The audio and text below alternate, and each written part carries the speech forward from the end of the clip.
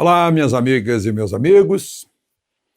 Chegou o momento do nosso encontro nesta segunda-feira, dia 16 de agosto. Num 16 de agosto de 1977, há 44 anos, portanto, morria Elvis Presley. Segundo a biografia dele, é o cantor solo que mais vendeu discos no planeta Terra. Passei uma boa parte da juventude ouvindo Elvis. Love Me Tender. Eu acho que esse é o principal sucesso dele, a música mais linda. Infelizmente, vítima da droga. Foi um cidadão exemplar, foi servir o exército dos Estados Unidos, lá em Berlim, no tempo ainda que os americanos e ingleses garantiam lá, Berlim Ocidental, e cumpriu seus deveres para com a pátria, voltou, continuou o sucesso, com sua voz maravilhosa, sua ginga característica, né? Foram bons tempos. E hoje também é dia do filósofo. O filósofo é que nos ensina a pensar, e nos faz pensar, principalmente, né?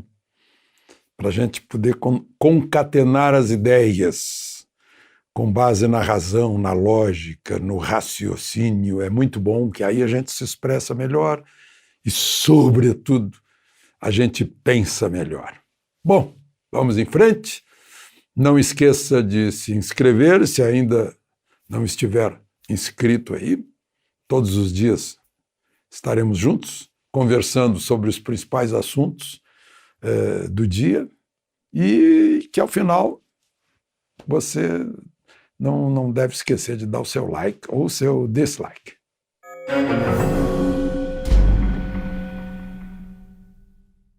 Bom, o primeiro assunto do dia, presidente Bolsonaro, foi a manobra exercícios militares no campo de instrução de Formosa, que é imenso, né?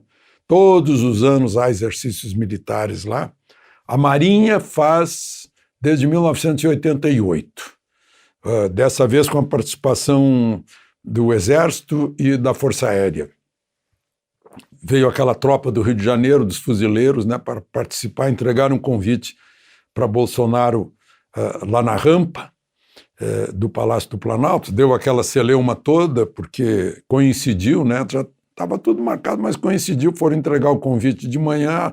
À tarde era a votação lá da garantia do voto, né? O comprovante impresso do voto digital. E, bem, e aí o registro, né? Bolsonaro é artilheiro. Ele disparou tiros de canhão e convidou o Ciro Nogueira também para fazer isso. Eu tenho a impressão que Ciro Nogueira também é reserva de artilharia, se foi lá atirar, né? Eu lembro que quando estava na TV Manchete, eu fui convidado a participar, a cobrir essas manobras. Isso foi lá em 1985, 84, e eu perguntei ao comandante militar do Planalto, que ia comandar a manobra, se eu poderia ser reciclado nas armas, né? Porque as armas que eu usei e com as quais me prepararam para ser reserva da infantaria já estavam ultrapassadas. Então eu fui atualizado, né? No fuzil, no morteiro, nas metralhadoras pesadas. Foi uma bela experiência, né? A gente nunca sabe quando a pátria vai precisar da gente para defendê-la. Bom, mas tudo isso levantou aí uma outra ligação, né? Porque o presidente Bolsonaro, eu não sei se foi na entrega lá nas promoções ou foi na entrega de espadim na AMAN, que o presidente, ao falar, falou em poder moderador, se referindo às Forças Armadas. Aí houve uma grita geral dizendo que não é, que isso não está na Constituição. Só que está. Não com esse nome. Mas vejam só, eu vou ler para vocês. Só porque o assunto está atual, né? É o artigo 142. Vamos reler, então. As Forças Armadas são instituições nacionais permanentes e regulares, sob a autoridade suprema do Presidente da República e destinam-se à defesa da pátria, à garantia dos poderes constitucionais e, por iniciativa de quaisquer desses, da lei e da ordem. Garantia dos poderes constitucionais são, portanto, as garantidoras. Poder moderador é porque importaram um termo que se referia ao imperador no tempo da mais duradoura Constituição brasileira, que foi a Constituição do Império. O imperador tinha esse poder final, né, de dar a última palavra numa questão em que houvesse alguma controvérsia. Hoje, a gente diz que as controvérsias são resolvidas na justiça. Mas se chegar ao Supremo uma divergência entre poderes, na qual o próprio Supremo estiver envolvido, como é o caso agora de Supremo versus Executivo, Executivo versus Supremo, né? O moderador seria o quê? Congresso Nacional, o Senado Federal, que constitucionalmente é o julgador de ministros do Supremo, né? Ou o povo, que é a fonte de todo poder. Fica esse poder moderador aí, teria que ser um poder isento, equidistante, que moderasse as partes envolvidas se houver um choque entre poderes. Agora, garantidor das instituições são as Forças Armadas, está escrito na Constituição, né?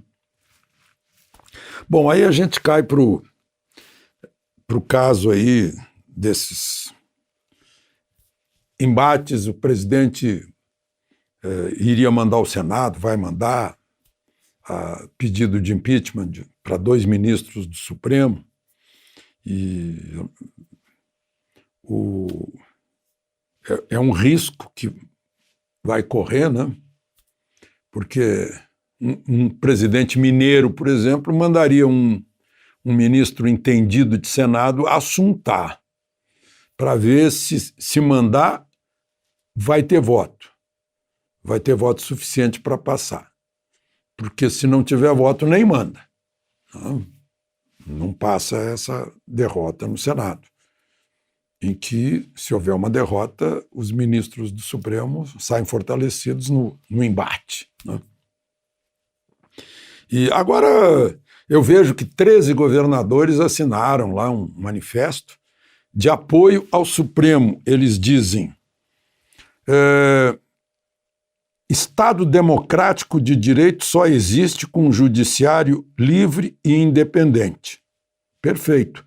Só que antes disso, né, essa visão estatista da democracia, né, está errada. Essa é uma visão totalitária. Se o Estado é que é a fonte do poder, isso é totalitarismo. A fonte do poder é o povo, né? Então, se as pessoas forem livres do arbítrio e puderem exercer sua liberdade de expressão, que é a grande liberdade da democracia, aí sim haverá Estado de direito, Estado democrático de direito. Não uma instituição de Estado que é a ferramenta que está a serviço do povo. E não o povo a serviço da instituição, não o povo a serviço do Estado. O povo a serviço do Estado, isso é a União Soviética. O problema é que está na natureza de certas cabeças isso. Eles não suportam outro tipo de regime que não seja o regime do Estado baixando. Olha, o limite de sua liberdade é esse, o limite da sua expressão, liberdade de expressão é esse, nós temos poder de censurar, poder de prender, né? Quando houver arbítrio. Agora, no Estado democrático de direito, as instituições funcionam como pesos e contrapesos exatamente para poder balançar os direitos básicos, individuais. Direitos e garantias individuais, artigo 5º da Constituição, ir e vir, trabalho, asilo inviolável na casa, a inviolabilidade das palavras para os representantes do povo, né? A presença de outros pesos e contrapesos, artigos 127, 129 da Constituição, falando da missão do Ministério Público. Não existe denúncia sem Ministério Público, né? E não é o que a gente está vendo lá no Supremo. Enfim, queria terminar falando do Afeganistão, né? No fronte interno, nos Estados Unidos, uma grande derrota para o presidente Biden, que não conseguiu resolver os problemas que os americanos têm na fronteira com o México, como não conseguiu solucionar direito lá no Afeganistão. O Afeganistão tem uma pontinha, quase um istmo, diria, né? Embora o Afeganistão seja um estado central, mas uma pontinha de fronteira com a China. Tem fronteira com ex-repúblicas soviéticas, com o Irã, com o Paquistão, né? Então, é aquilo que eu já mostrei para vocês, é um estado central estrategicamente muito, muito valioso. O meu xará, 330 anos antes de Cristo, né, que veio lá da Macedônia, já sabia disso. Gengis Khan já sabia disso. Os britânicos e soviéticos que foram corridos de lá já sabiam disso, né? E os americanos parece que não aprendem as lições da história, né? Pobre das mulheres afegãs, né? Vão ter que usar a burca, não pode mais tapar o rosto. Não, mulheres são chicotadas porque uma estava de sandália, aparecia o pé, a pele do pé. Eu vi hoje, eu não sei onde foi, nem quando, uma mulher, mandaram que ela se ajoelhasse, aí alguém fez uma oração e a pessoa deu um tiro na cabeça dela, né? O povo acompanhando e filmando. Não se sabe o que ela fez, mas meninas não vão poder mais ir à escola. Uma menina de 12 anos não pode ir à escola. Mulher não pode sair sozinha sem ser acompanhada de um homem. É o fundamentalismo religioso. Não faz parte da nossa cultura, mas eu acho que nem na deles. Isso é uma opressão incrível, né? Pena que a gente termine a conversa de hoje com essa tristeza. De Brasília, Alexandre Garcia.